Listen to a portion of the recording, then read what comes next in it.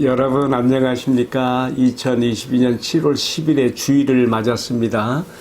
오늘도 하나님께서 주시는 생명의 말씀 고린도후서 2장 12절로 17절인데 제가 12절로 14절까지를 봉독하겠습니다.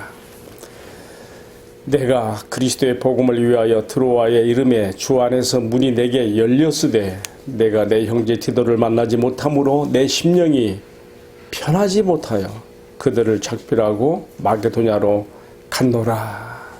이어지는 말씀 14절. 항상 우리를 그리스도 안에서 이기게 하시고 우리로 말미암아 각처에서 그리스도를 아는 냄새를 나타내시는 하나님께 감사하노라. 아멘. 방금 봉독한 이 말씀을 중심으로 영성의 향기라고 하는 제목을 가지고 은혜를 나누겠습니다. 저는 가끔 이 묵상과 또 기도의 시간을 갖기 위해서 우리 동네 공원에 있는 나무 숲속을 가끔 찾아갑니다. 그런데 그 나무 숲속에 들어갔을 때 제가 이상한 그 아주 향기로운 그 냄새에 끌려서 한 나무를 가까이 찾아가게 되었습니다. 그 마치 그 과일 중에서도 참 귀족 과일 그 냄새가 나는 것 같아요. 제가 어린 시절에 초등학교 시절에 제가 서울에 도남초등학교를 다녔는데요. 내가 사는 곳에서 그 학교를 가려면은 도남시장을 지나가요. 재래시장이죠. 근데 그 시장 안에 이게 지나갈 때 그냥 그 봄이 되면 그 복숭아 그 향기가 얼마나 좋던지요. 그 향기가 지금까지도 잊혀지지 않고 나의 머릿속에 남아 있어요. 몇 해 전인가 한번 그 시장이 그리워서 추억을 한번 짚어보는 마음으로 가봤어요. 그랬더니 그 도남동의 그 재래시장이 그대로 있더라고요. 어쨌든 그 향기, 복숭아 그 냄새의 향기. 근데 제가 지금 우리 동네 공원 숲속에 가서 한 나무를 봤는데 무슨 열매는 없는데 왜 이렇게 나무에서요 그렇게 좋은 냄새가 날까요? 라일락 향기보다 더 좋아요. 정말. 미국인들이 6.25 전쟁 때 우리나라에 와서 전쟁에 참가하면서 미국 군인들이 이 라일락 향기가 너무 좋고 그러니까 이것을 씨를 가져가서 미국에서 심었는가 봐. 이름을 붙여야 되는데 미스킴 나무라고 붙였다고 하더라고요. 어쨌든 뭐 좋습니다. 근데 우리 동네 그 공원에 그 나무는 열매는 안 보이는데 왜 냄새가 이렇게 좋게 날까? 아주 기족적인 과일 냄새예요. 제가 싱가포르 가서 공부할 때 과일의 기족 중에 귀족 과일은 두리안이다 그러더라고요. 근데 두리안을 먹어봤는데요. 이 속은 꼭 찰떡같이 이렇게 동글동글한 게 들어있어서 하나씩 이렇게 빼먹는 참 맛이 있어요. 근데 냄새는 너무 역겨운 거예요. 그런 걸 가지고서 뭐 지하철을 타거나 버스 탈 수 없게 그렇게 딱 금지돼 있어요. 제가 지금 우리 동네에 한 나무 얘기하다가 이렇게 되었는데요. 어쨌든 제가 그 나무의 향기를 따라서 가까이 가봤어요. 근데 무슨 정원수 같이 이렇게 멋진 나무도 아니고요. 뭐 다른 나무 앞에 다를 바도 없이 별로 볼품도 없는 나무예요. 그런데 이런 향기가 나올까? 아주 귀족 과일의 향기예요. 이름을 지금 아직도 제가 못 찾았어요. 찾아봤으면 제가 알게 되었으면 좋겠다 생각을 갖고 있습니다. 자, 그런데 저는 이 나무를 생각하면서 이런 생각이 들었어요.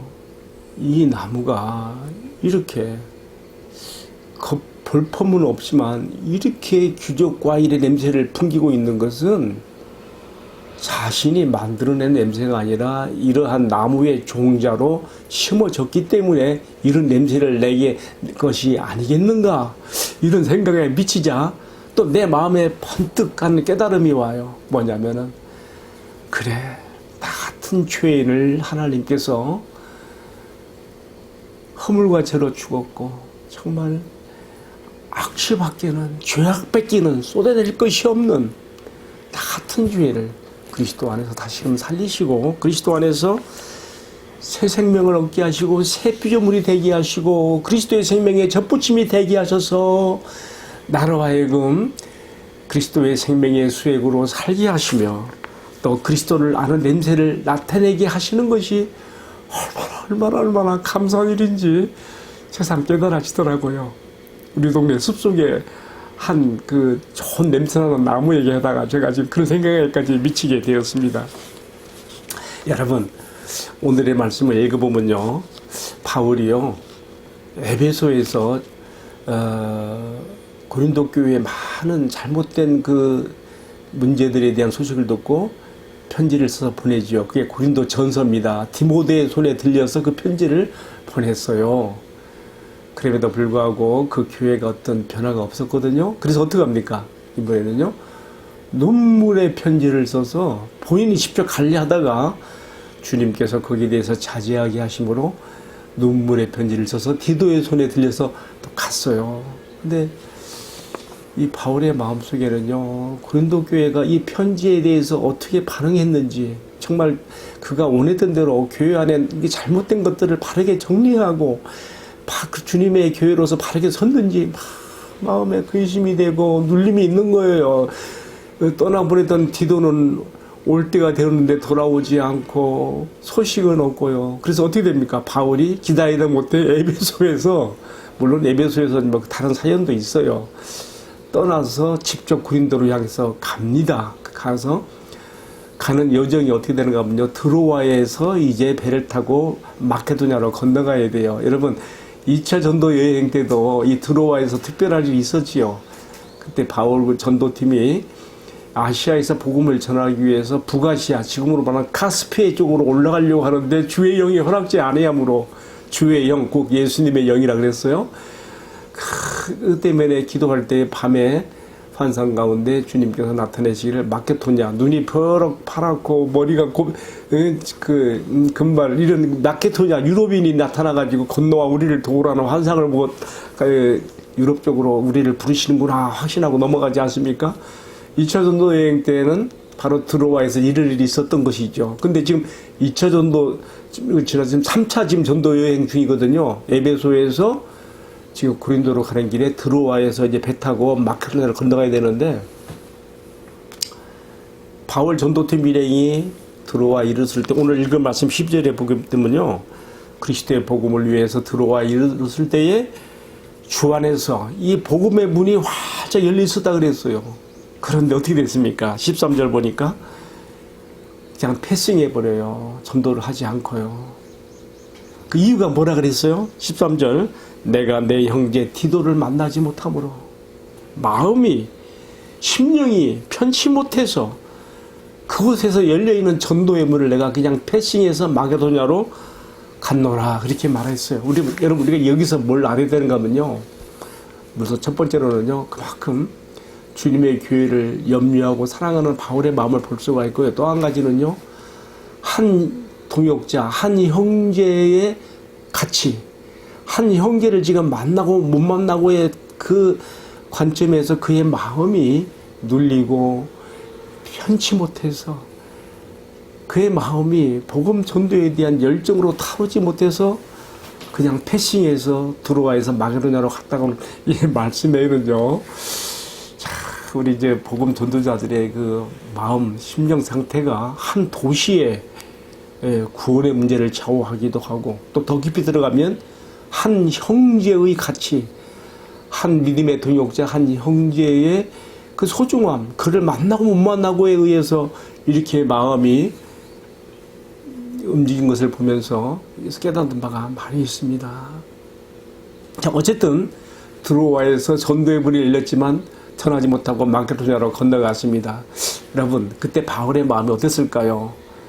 고린도 교회 소식을 알지 못하는 전전긍긍하는 마음, 디도가 오지 못해서 그를 기다리는 마음, 또 드로아의 전도의 문이 열렸는데 전하지 못하고 그냥 패싱하고 그냥 가는 마음, 좀 패배감이 있었지 않았을까요?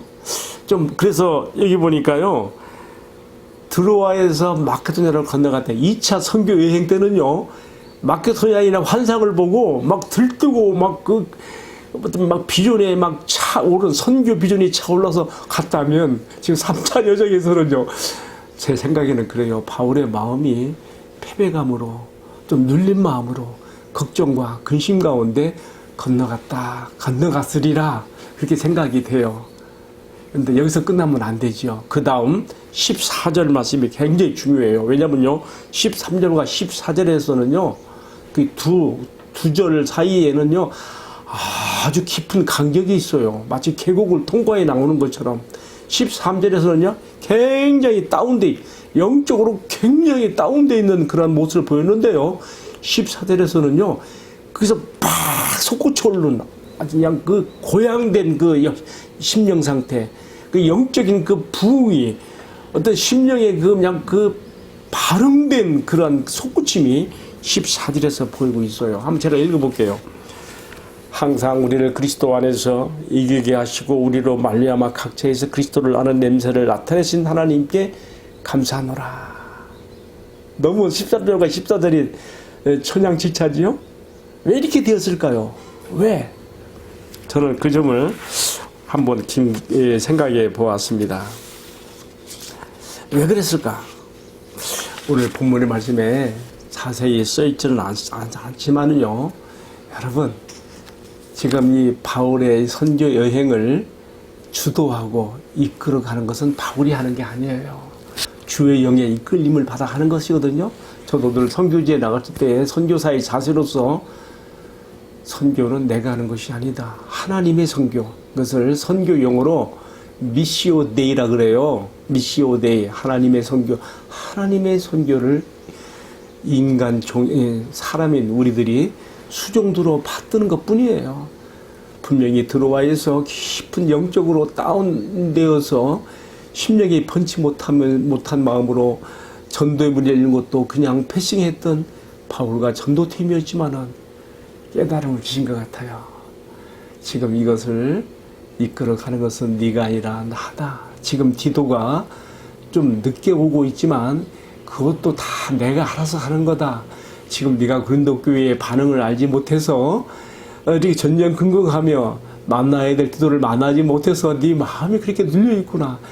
그러나 이것도 나한테 맡겨라. 고린도 교회가 회개하게 되는데 시간이 필요하고 그 결과를 가지고 디도가 그 소식을 가지고 너에게 오는 것도 시간이 필요해.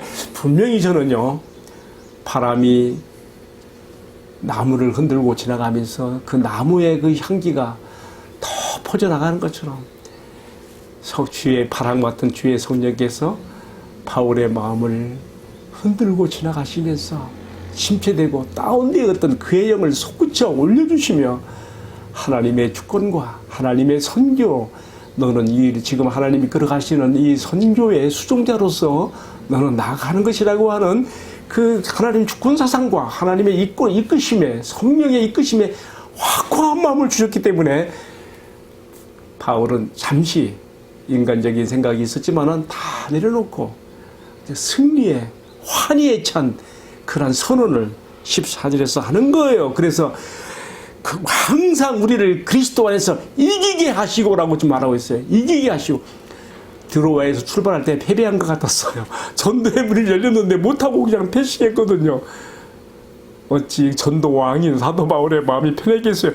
그러나 하나님의 이끄심이 있다는 것을 성령의 그 각성케 하심과 깨닫게 하심 가운데 그는 알게 되고, 그래 내가 진 것이 아니야. 내가 그냥 패싱했지만 내가 여기서 패배감 터질 거 없어. 항상 우리를 그리스도 안에서 이기게 하시고요. 하나님의 시간에 맡기는 거예요. 여러분 어떻게 됩니까? 사도행전 20장 보세요. 20장 6절부터 보게 되면요. 지금 전도문이 열렸지만 패싱한 이 드로아에서요. 바울이 다시금 3차 여행에서 돌아가는 길에 이 도시에 들려요. 그래서 여기서 사도행 20장 6절에 보게 되면 일주일간을 머물면서 거기서 그냥 아주 열심히 복음을 전하게 되고요. 마지막 날은요. 그의 마음에 그 들어와 있는 성도들에게 전하고 싶은 말씀이 너무 넘쳐서 밤새도록 전한다 그랬어요. 그때 어떤 일이 벌어집니까? 다락 2층에 불들을 많이 켰는데 유두고라는 청년이 이 창가에 앉아서 말씀을 듣다가 졸음을 못 이겨서 떨어져서 죽은 자가 되었는데, 그때 사도 바울이 내려가서 사람들이 다 근심걱정할 때에 그 마치 엘리야가 그 사입다 과부의 그 죽은 그 아들의 그 몸 위에 몸을 얹혀서 이렇게 굽힌 것처럼 바울도 그렇게 해요. 이 유두고의 몸에 자기 몸을 얹히고 껴안으면서 사람들에게 조용히 해라.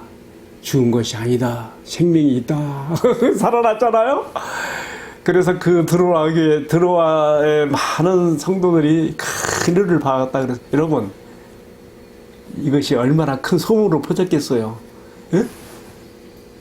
타락 난간에서 떨어져 죽었는데 살아났다. 하나님께서 드로아에서 특이한 일을 행하신 거예요. 바울이요, 드로아를 패싱, 전도문이 열렸지만 드로아를 패싱해서 그냥 마케도냐로 갔을 때 상상하지 못했던 더 큰 전도의 열매가 여기서 나타난 거 아니겠습니까? 제가 지금 오늘 말씀에 지금 요지는 이런 얘기가 아니고 향기에 관한 문제니까 이걸로 제가 말씀 마무리 지어야 되겠네요. 자, 오늘 바울은 또 이렇게 얘기합니다. 항상 우리를 그리스도 안에서 이기게 하시고, 또 그 다음에 뭐가 있어요? 우리로 말미암아 각자에서 그리스도를 아는 냄새를 나타내시는 하나님께 감사하노라. 아멘. 주님께서 바울의 마음속에 지금 네가 드로아에서 복음을 못 전하고 왔지만 걱정하지 마. 너는 어느 곳에 있든지 각처에서 어느 곳에든지 그리스도를 아는 냄새를 나타내는 나의 종이라고 하는 너의 전도팀은 곧 내가 그렇게 만들고 있다고 하는 것을 마음에 주셨기 때문에 바울은 거기서 힘을 얻고 위로를 얻고 이렇게 선언하는 것이 아니겠습니까? 이제 오늘 말씀을 마무리하면서 중요한 것이 뭐냐면 이 냄새는요, 내가 만들어내는 향기가 아니에요. 제가 오늘 말씀 서두에서 우리 동네 공원 숲속에 귀족과일의 냄새를 풍기는 한 특별한 나무가 있다. 제가 거기에 대한 또 생각을 전했잖아요. 그 나무가 그 냄새를, 향기를 내는 것은 그 나무 종대로 심어졌기 때문에 그런 거 아니겠어요? 마찬가지입니다. 이것이 우리 그리스도인들의 축복입니다. 내가 만들어내는 향기가 아니라 하나님께서 나타내시는 향기이며, 이것은 우리가 그리스도 안에서 그의 생명으로 살아가는 새로운 피조물이 되었고 그와 접붙임 받은 새 종자의 나무가 되었기 때문에 이렇게 냄새를, 그리스도인으로서 그리스도를 나타내는 냄새를 우리가 풍기게 되는 것이 아니겠습니까? 여러분, 오늘의 말씀을 내가 내리면서 향기와 관련하여 생각나는 두 가지가 있어요. 하나는 뭐냐면요, 제가 오늘날 저 지하철 타려고 서성에다가 써 있는 벽에 글을 봤는데, 그런 세상에서 가장 향기로운 향수라고 써 있더라고요. 읽어보니까 뭐냐면요, 세상에서 가장 향기로운 향수는요, 발칸 산맥에서 가장 아주 춥고 가장 깊은 밤, 자정에서부터 새벽 2시 사이에 따내는 장미의 추출액으로 만드는 향기라 그래요. 여러분, 우리 그리스도인의 삶 가운데 때로 춥고 어두운 밤을 통과하는 것처럼 우리가 고통의 시간들이 있을 것입니다. 그러나 우리가 여기서 낙심할 것이 아니죠. 이런 것들이 다 우리로 하여금 그리스도 안에서, 우리로 하여금 그리스도의 냄새를 나타내는, 주님을, 그리스도를 사람들에게 알게 하는 냄새를 나타내는 하나님의 손길이 있다는 것을 기억해야 되지 않겠습니까? 또 한 가지, 여러분 잘 아는, 제가 수줍 있게 내볼게요.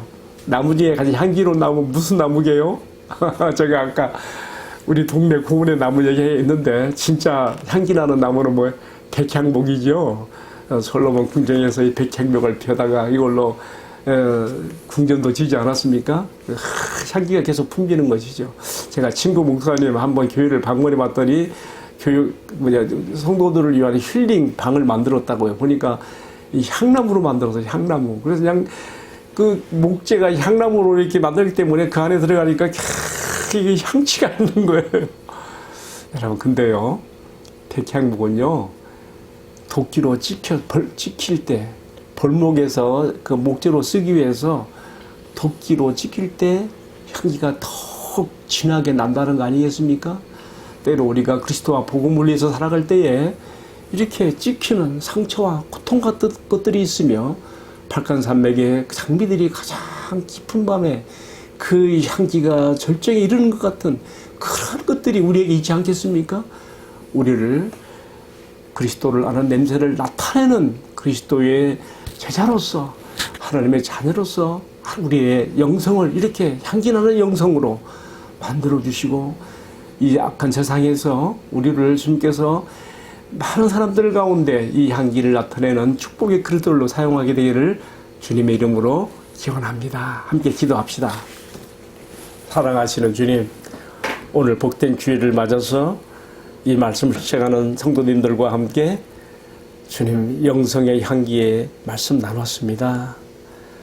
감사합니다. 우리로 하여금 각처에서 그리스도를 아는 냄새를 나타내게 하시는, 향기를 뿜어내게 하시는 우리 아버지 하나님 감사합니다. 우리 스스로 만들어내는 냄새가 아니라 우리가 이미 그리스도 안에서 새 생명을 얻었고 새로운 피조물이 되었고 그리스도에게 접붙임이 되어 주님의 생명으로 살아가는 자들이 되었기 때문에 우리를 통해 이렇게 하시는 것을 감사합니다. 우리가 때로 어렵고 힘든 시간을 통과할 때, 또 상처를 받고 고통스러울 때에도 낙심하지 않게 해주시고 나를 더욱 향기나는 그리스도의 나무로 새로워진 줄 알아서 더욱 주님의 아름답게 쓰임받는 저희들이 다 되게 하여 주옵소서. 이 모든 말씀을 전개하신 우리 주님 예수 그리스도의 이름으로 기도하옵나이다. 아멘. 네, 마쳤습니다. 감사합니다.